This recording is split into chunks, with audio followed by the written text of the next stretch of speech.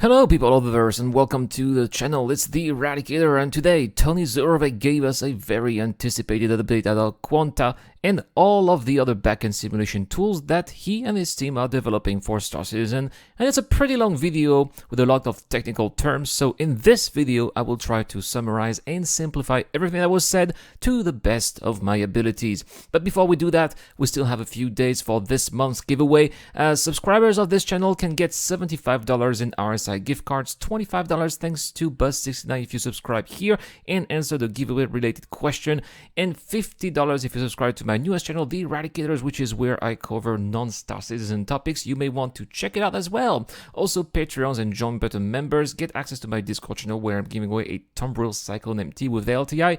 Good luck to everyone out there.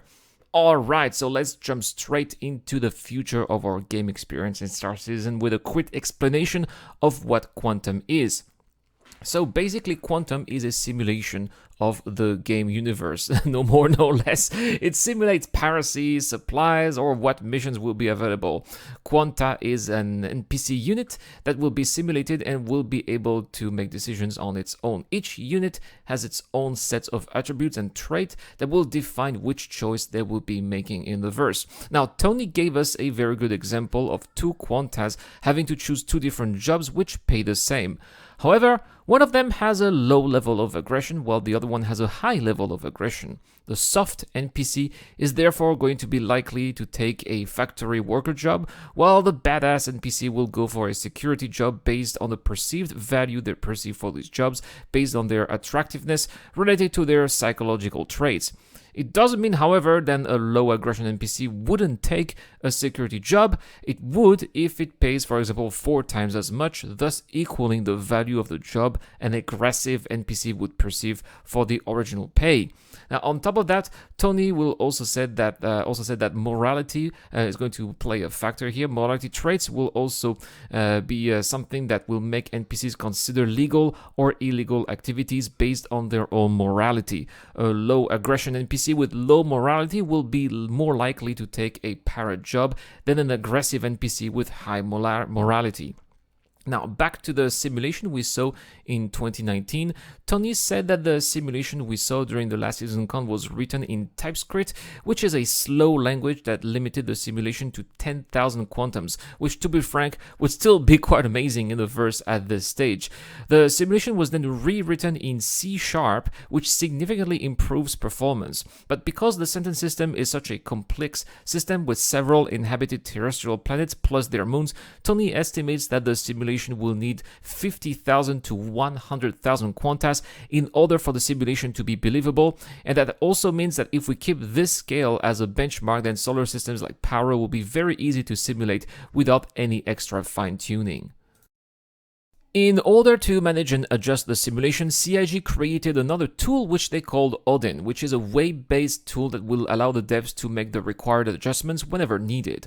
This system gives the devs information in real time about the game economy and can also tell them who buys what, which is going to be very useful in case there is a situation in which a type of commodity dries out or dangerously accumulates because no one buys it.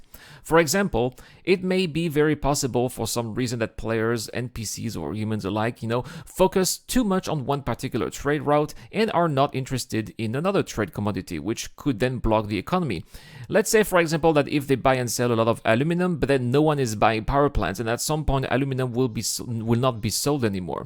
The reason why no one is buying power plants in this case can be because the star systems where there is a high demand for power plants may not be in the game yet, or because profit is not high enough, or the distance is too long, or that there are just not enough actors to buy that item.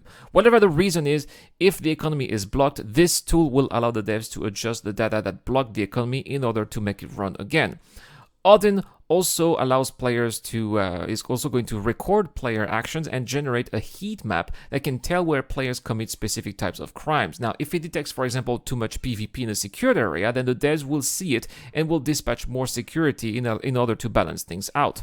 In the end, where Quanta simulates NPC behaviors, Odin simulates the reason behind their behavior and the factors that will define or alter their choices. Odin also records data regarding missions, which will also be useful for the devs to create more content similar to what is the most popular within players, as well as where people take these missions, which will also allow them to know which areas are underutilized and thus will create more attractive content at places where players were not really going before. The simulation also tells the devs the outcomes of missions, which ones were completed and which ones were failed or succeeded, and which ones caused a disconnection. All of that data will also give the devs indication regarding what works and what doesn't, which will be easier for them to make appropriate changes in the future. Back to Quanta, Tony also mentioned mining and informed us that previously in the simulation, NPCs were going to random places on planets and moons in order to find whatever resources they could find. To illustrate that, Tony gave us the example of a survey ship that goes to a planet and finds a gold deposit. Now, this is going to change, obviously, because in the future, those NPCs are only going to go for the places where they know that there are going to be deposits here. So let's say, for example, that the survey ships here eventually finds a lot of gold. It will broadcast the information to its organizations, which will then send miners to mine the deposit until it is depleted. Now, I don't know about you guys, but to me, this seems like the data running gameplay that we've waiting for such a long time. Looking ahead, Tony said that his team will also start to slowly integrate quantum into the game, but that will be limited to select few areas and resources in order to monitor any eventual problems and then fix them before expanding the system further. The NPCs will first start with fuel and repair materials, as well as piracy, security, and some cargo hauling missions at a few test locations. Service beacons will also be moving to Quanta, which means that we won't see the same type of NPC beacons all over again, but instead the opportunities players will be given will be based on actual situations the NPCs will find themselves into, thanks to Quanta. Tony also announced that iCache is now complete, and thanks to that, his team has doubled, which also allows him to work faster. Obviously, right? His team is also now actively working on NPC schedules and ATCs, which he did say will require server meshing, probably because the goal is to have all the players being in one instance instead of being limited to 50 players per instance. Let's talk about virtual AI now. And AI is divided into 3 levels. Subsumptions, which is how NPCs perform their tasks. And I really like how Tony talks about something as simple as sitting on a chair, because we all know that NPCs stand on tables or benches, right? However, when players are not around, NPCs are not physicalized but simulated. Quantum here is the key, as the NPCs are still simulated in the background in the form of data instead of physical AI. Virtual AI is here the transition that Tony designed in order to switch between the physical NPCs we see when we walk around and the NPCs that run in the background simulation. That means that the NPCs we'll get to see in the verse will be ephemeral. They will be created as we arrive at an area and will be forever gone once we leave. They will only remain within the background simulation. These virtual NPCs or VNPCs still live on and evolve and may reappear one day if for some reason you appear to be again at the same place and at the same time as they are. For example, at a bar maybe. The easiest way to make VNPCs evolve right now is to update their wanted status via the law system. For example, if a VNPC commits a crime within a range of a common ray, then it will accumulate bounties and become wanted, which will then attract bounty hunters. However, the plan is to allow VNPCs to one day become crime bosses or shipping tycoons. Let's talk about dynamic events now, which was also covered by Tony Z here. And according to Tony Z, the goal for Star Citizen is to have a dynamic universe, not just an event, but the entire universe being dynamic, which has not been the case so far, as all of the content that has been available in the verse, apart from the few bespoke events that we've had, has been static. They also want to stop missions from being stuck to one server, but shared throughout all of the various servers. They would like events to range from affecting a few NPCs to an entire star system. And in the future, Quantum will be able to identify extreme situations, which will then trigger the start of a dynamic event in which the devs will be able to incorporate handcrafted situations or dialogues to make the event feel more unique. They also introduced us to Quasar, which is going to be the tool that will allow the devs to edit those dynamic events. They can select the location of the event, which ships are going to be used for the defense and attack, as well as variables such as difficulty or what kind of other ships will be available in the area, like civilian traffic, for example. It's also possible to set the difficulty to several levels too. It will be possible to adjust supply and demand based on the situation that the event is creating. While, like for example, a lockdown, shops will also change whatever commodities they may buy. If we stick to lockdowns, eventually shops will end up buying medical supplies for local NPCs who will need more of those. This is where the commodity price alert is also going to play a role, and we've seen it already during the current launch week event, in which Nubabage, for example, needs to be buying fireworks. Under a lockdown situation, a shop admin will be able to use the commodity price alerts and tell players, humans or NPCs alike, that they will be buying certain commodities at a premium, which in return is going to attract traders holding that commodities. Still, lockdowns are also going to be affecting traffic. Nevertheless, since pirates are going to overwhelm security in such situations, traders will now venture in far fewer numbers, which is going to keep prices up. More resources will be put into security, creating mercenary jobs. A whole new economy will thus be created and will last until the situation returns to normal. Now, in the end, Tony is very proud to announce that Quantum has matured and is now much more resource effective while also being ready to be implemented.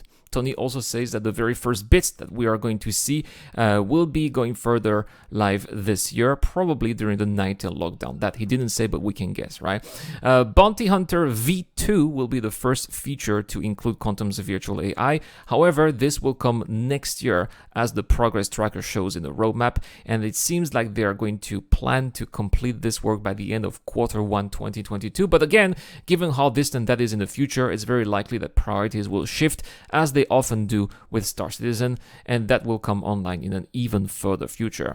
And with that comes the end of this summary. It's awesome to see that we are already starting to see the very start of Tony Z's work right now with the commodity price alerts. And sure, it's only the beginning, but it will pave the way for a far more exciting and immersive experience. But please let me know in the comment section, and this is going to be the giveaway question, by the way. Are you a solo player or do you play with a group? And how is Quantum going to affect your activities in the verse? Let me know in the comment section down below. Also, if you think I did a good job summarizing Tony Z's presentation while remaining informative, please consider giving this video a like, as it took me several hours to make it, and not only it's going to help me with the YouTube algorithm, but it is also very encouraging as well to keep making this kind of content. With that marks the end of this video. I wish you all a very wonderful day. This is the Eradicator. I'll see you guys later. This video is brought to you by the people who support this channel on Patreon and via the join button as well. Supporters of the channel get access to lots of cool perks, such as access to my private Discord, your question answered in the show, you get to know when I'm going to play, and also you get to have a chance to influence the editorial line of the channel. Any help is appreciated, starts at just $1 a month. Thank you very much for watching. This is the Eradicator, and I'll see you guys later.